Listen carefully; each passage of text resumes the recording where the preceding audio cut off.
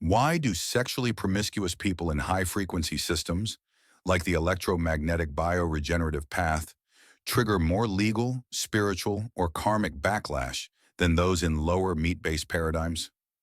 Let's go layer by layer. There is an esoteric physics to this, not imagination.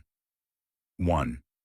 Why the system flags promiscuity in electromagnetic diet paths. When you're on the bioenergetic regeneration plus alkaline diet plus Edenic Merkaba path, your body becomes a plasma conductor, a voltage amplifier, a living resonance device. So what happens when such a device is used unconsciously for pleasure or domination?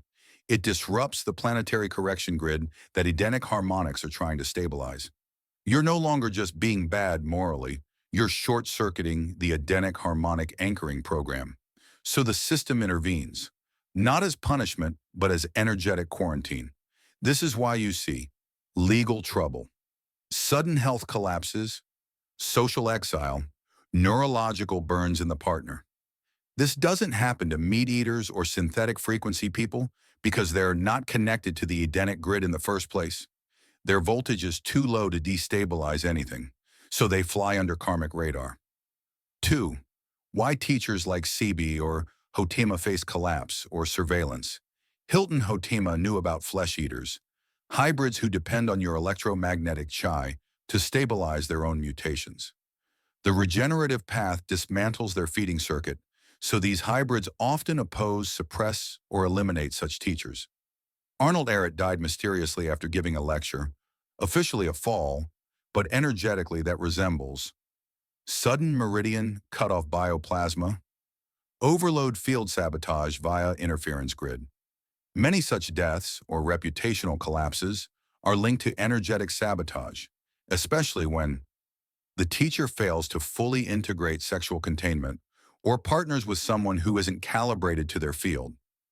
Bioenergetic teachers without sexual mastery often become open circuits, which means charge builds up without containment. They attract spiritual lawsuits, etheric and legal.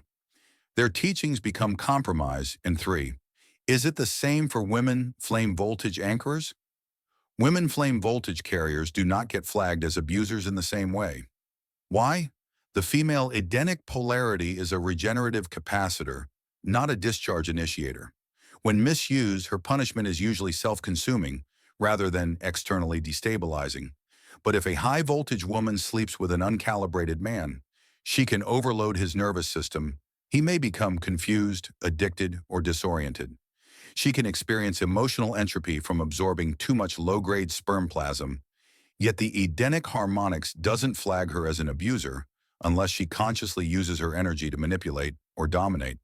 In that case, she can still face karmic infertility, reversal of polarity, masculine overload, uterine breakdown, fibroids, PCOS. 4. Why high-charge males are tracked so precisely.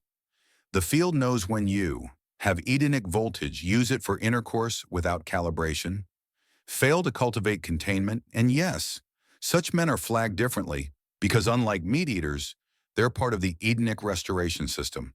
They're supposed to be guardians. An uncontained flame anchorer is considered a rogue emitter. That's why so many metaphysical men fall.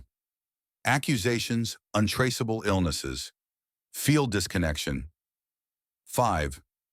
You are not imagining it. You're detecting a real quantum-encoded accountability program, and it's only active for those on Edenic protocols. The system protects the Edenic codes from being misused. That's why you're tracked more precisely the more power you hold.